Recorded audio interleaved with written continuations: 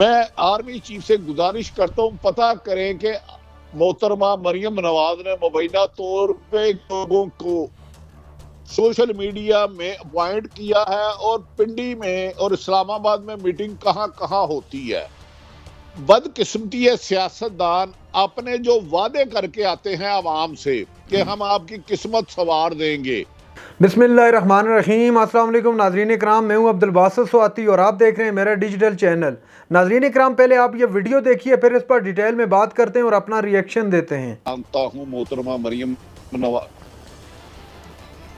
नवाज साहब का जब नवाज शरीफ वज़ीर आज़म थे तो उन्होंने प्राइम मिनिस्टर हाउस में एक मीडिया सेल बना था जिसमें दीगर अहम शख्सियात की रिकॉर्डिंग की जाती थी और डॉन लीक आपके सामने आई थी।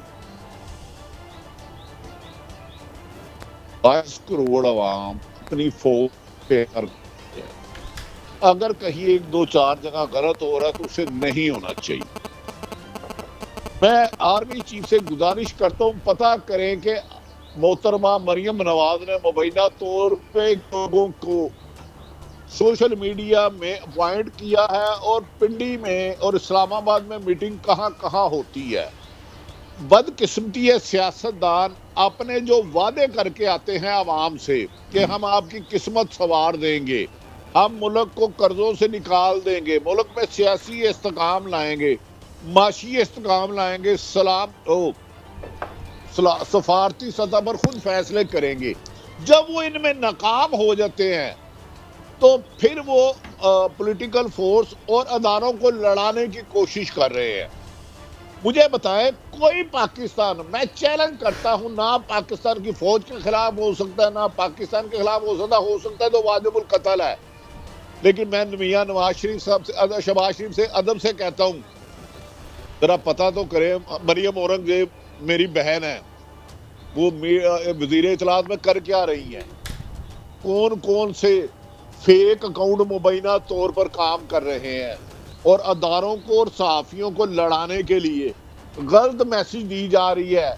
अगर उन्हें नहीं यकीन आता, काजी साहब अब आपकी तवज्जो चाहिए, अगर आप इजाजत दें। जी फरमाएं। सिर्फ मेरी एक गुजारिश है, नहायत काबिल एहतराम शहबाज शरीफ साहब जब वज़ीर आज़म बने तो 1 महीना पहले मेरी उनसे 1 घंटा मुलाकात हुई। पीडीएम के जलसों के दौरान जो एस्टेब्लिशमेंट के बारे में जुबान इस्तेमाल की गई, नारे लगाई गई, तकरीरें लगा दी, वो दोबारा लगा दे पीटीवी पे, मैं वज़ीर आज़म को दोनों हाथों से सलूट करूंगा। भाई ये मत छोड़ो, आप 15 महीने एक जमात को खत्म करने की कोशिश कर रहे हो, वो आपसे नहीं हो पा रही। आपने वादा किया था कि 6 महीने में आटा सस्ता कर दूंगा, मुल्क की इकॉनमी बेहतरी कर दूंगा, वो आपसे नहीं हो पा रही। तो खुदा का वास्ता है, इस कौम को आपस में लड़ाओ ना, इसमें प्यार बांटो, मोहब्बत बांटो। जबर से, जुल्म से, सितम से हुकूमतों पे तो कब्जा हुआ जा सकता है, दिलों को तब्दील नहीं किया जा सकता। कादी साहब, मैं आपको चैलेंज कर रहा हूं, इस साजिश का दाना बाना वजारत इत्तलात वफाकी पे निकलेगा। मैंने मोहतरमा मरियम औरंगजेब साहबा को 2 लोगों से मैसेज भेजा है कि जब आप अपोजिशन में थी, मेरे पास तशरीफ लाई थी, बताएं आपके साथ कौन सी ज्यादती हुई है। तो अब ये देखें, प्राइम मिनिस्टर को चाहिए कि मौलाना फजलुर रहमान को बनाएं, जो इन्होंने कहा था पेट्रोल 150 पे लाऊंगा उसको लाएं, जो फैसलाबाद या इंडस्ट्री बंद हो रही है उसको ऊपर करे। खुदारा अदारों को ढाल ना बनाए, अदारे मेरे हैं और मैं अदारों से भी बारहा मिन्नत कर रहा हूं कि इन 2-3 जमातों की लड़ाई में ना आए, इनके अपने सियासी मामला सियासी मैदान में हल करें, कानूनी मामला कानून में हल करें। इस तरह दूसरों पे अगर आप गंद फेंकेंगे, सबसे पहले अपने हाथ में गंद लगेगा। अगर अपना हाथ साफ नहीं कर सकते, अपना दामन पाक नहीं कर सकते, तो फिर जिस दिन हम खुले ना, तो फिर बहुत कुछ खुलेगा। मैं सवाल करूं आपसे, आपके जबर की वजह से, आपके जुल्म की वजह से, अरशद शरीफ की वजह से, इमरान रियाज की वजह से, और जो लोग मुल्क छोड़ के गए हैं। भट्टी साहब देखें, अगर तो बात तो ठीक है, एक जो भट्टी साहब ने बात की है कि यार मसले हल करो, ठीक है, हमें कभी इधर लगाते हो कभी उधर लगाते हो। अभी मैं तारड़ साहब को सुन रहा था टीवी पे, वो जस्टिफाई कर रहे थे जी कि बड़े मल्टीपल सोर्सेज होते हैं और ठीक है पीएम के डिस्पोजल पर होते। अगर ऐसी बात है तो उल्टा लटका दें उस आदमी को जिसने ये साजिश की है, और अगर किसी ने साजिश नहीं की और इसको साजिश बनाया जा रहा है तो उसको भी उल्टा लटका दें। क्या ख्याल? काजी साहब, आप दुरुस्त फरमा रहे हैं, जैसे अभी आरफ साहब ने भी फरमाया, ये सहाफ़ियों को लड़ाने के लिए घिनौनी साजिश, मैं यहाँ तक भी बात मान लेता हूँ, ये भी ठीक है। लेकिन सवाल यहाँ पर यह है कि क्या बैरून मुल्क बैठकर जिस तरह की मादर पिदर आज़ाद गुफ्तगू सुन रहे हैं, आप भी सुन रहे हैं, मैं भी सुन रहा हूँ, वो जायज़ है? बिल्कुल नहीं जायज़, वो बिल्कुल नहीं। हम साजिश की बात कर रहे हैं, साजिश की बात कर रहे हैं, साजिश की, वो तो गलत बात है, उसकी हम बिल्कुल खिलाफ हैं, जो हो रहा है और जो नहीं हो रहा, लेकिन जो हो रहा है यकीनन। मगर बात ये है, ये कौन लोग हैं काजी साहब, इनके पीछे क्या कोई राह है, कौन है ये लोग, आप मुझे बताएं ना जरा। कोई एजेंसी भी हो सकती है, अगर इनके पीछे राह है और अगर राह की कोई साजिश पकड़ी गई है तो वो कौन सा कौमी राज है जो हमें बताया नहीं जा रहा? बताएं ना हमें कि राह ने, और राह ने क्या नहीं किया। यहाँ भेजा, कलभूषण को भेजा, हमारे यहाँ भेजा ना, हमने पकड़ा उसको, वो और आएंगे उनको भी पकड़ेंगे। मगर अगर कुछ साजिश हुई है तो उसको अगर ये आप पॉलिटिकल माइलेज के लिए इस्तेमाल कर रहे हैं या कुछ ऐसा हुआ है, मगर कुछ चीजें ऐसी होती हैं जिन्हें कभी हमें ज़ेर बहस नहीं लाना चाहिए। क्या ख्याल है आपका? काजी साहब, आप दुरुस्त फरमा रहे हैं। सबसे पहली बात, मैं इस टॉपिक पर दो बातें करूंगा। पहली बात तो यह है कि हुकूमत की अव्वलीन जो तवज्जो होनी चाहिए वो पैमरा की तरह एक अदारा मैं समझता हूँ बनाना चाहिए, और वो अदारा जो सोशल मीडिया अथॉरिटी के नाम से इस तरह की कुछ चीज़ बननी चाहिए जिसमें IT के माहिरीन होंगे। वो माहिरीन फैसला करें कि इसको चेक एंड बैलेंस ज़रूरी है, इसको इंश्योर करना चाहिए। मादर पिदर आज़ाद किसी भी मुआशरे के लिए बेहतर ही नहीं। आप YouTube पे चले जाए, आप मेरे इस्लाम के मुतल्लिक जाकर वहाँ चीज़ें चेक कर लें, आपको वहाँ भी नेगेटिव चीज़ें आएंगी।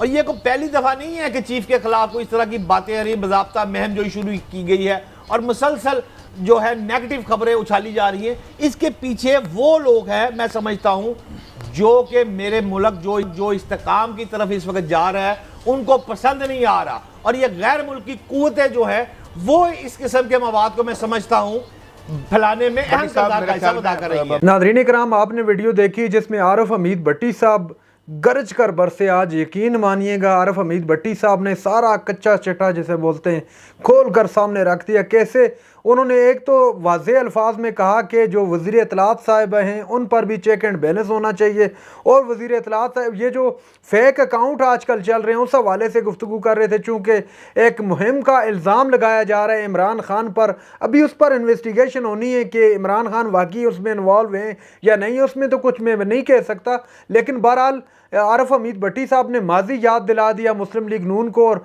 कहा कि ये क्या कुछ करते रहे हैं और क्या कुछ होता रहा है मुस्लिम लीग नून के दौर में, किस तरह रिकॉर्डिंग होती रही। बहरहाल डिटेल में मैं मज़ीद नहीं जाऊंगा, लेकिन आजकल जो एक मामला बना पड़ा है वो ये कि इलेक्शन के हवाले से बड़ी मामलात चल रहे हैं, बड़ी बातें हो रही हैं। कोई कह रहे इलेक्शन होगा, कोई कह रहे नहीं होगा। अब जो इख्तलाफ सामने आया है, चूँकि दुबई के अंदर जो मुलाकात हुई है, मुलाकात मियां नवाज शरीफ और आसिफ जरदारी के माबैन हुई है, तो उस पर मौलाना फजल रहमान ने तहफ़्ज़ात का इज़हार किया कि PDM का सरबराह होने के नाते मुझे इस सिलसिले में एतमाद में लेना चाहिए था, लेकिन एतमाद में नहीं लिया। मुबैना तौर पर एक और इतलात भी आ रही है कि मौलाना फजल रहमान इस हक़ में है कि असम्बली की मुद्दत को बढ़ाया जाए, कम अज़ कम 1 साल मज़ीद बढ़ाया जाए, लेकिन पाकिस्तान पीपल्स पार्टी बिल्कुल उसके अगेंस्ट खड़ी है। और पाकिस्तान पीपल्स पार्टी का ये स्टांस है, उनके जो नाम मुझे अब जहन से स्किप कर गए, मैं उन्होंने ये बयान दिया है, उन्होंने कहा है कि पाकिस्तान पीपल्स पार्टी किसी भी सूरत इलेक्शन को आगे बढ़ाने के हक़ में नहीं है, बल्कि असम्बली अपनी मुद्दत पूरी करके असम्बलियाँ डिज़ाल्व कर दें और नए इलेक्शन की तरफ बढ़ें। और दूसरी जानब PMLN भी अब दिखाई दे रहा है कि इलेक्शन की जानब बढ़ रही है, लेकिन JUI की तरफ से इस तरह का पॉजिटिव रिस्पॉन्स नहीं आ रहा है।